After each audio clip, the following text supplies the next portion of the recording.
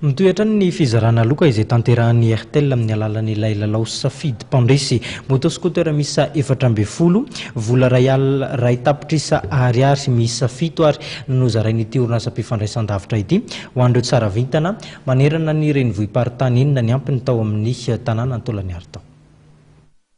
Manompo ny fizarana ny loka manerana ny Madagasikara ho an'ireo tsara vitana tamin'ilay lalao safidy mpandresy izay nokarakarain'ny Airtel. Olona miisa 7 ary manerana ireo renivohim-paritany enina miampy an'ny Fort Dauphin no nahazo ray tapitrisa ariary avy. Moto 420 ihany koa no zaraina ka 2 avy isaky ny renivohim-paritany miampy an'ny Fort Dauphin no nahazo izany. Ho an'Antananarivo ary dia Andriamatoa Lalaentso Rantina Tenaina no nahazo ilay taratasim-bola amin'ny alalan'ny Airtel Money ray tapitrisa ariary.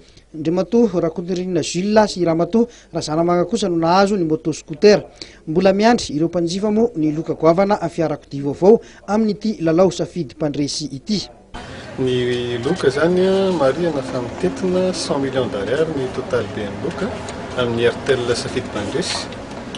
Tsotra be ny filalaovana, ny tapany voalohany dia fampiasana Airtel, izany hoe na ianao manao antso, manao SMS na manao internet efa tafiditra ao anatin'ny tokony hosarihana ny laharanao finday.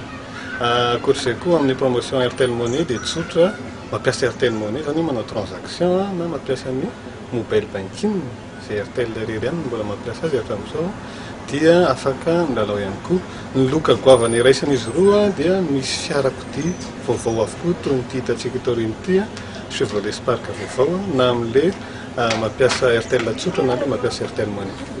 Arak'izany dia mbola amin'ny 15 volana janoary vao ifarana ny lalao ka fiarakodia vaovao loka goavana miandry ireo mpilalao amin'izany.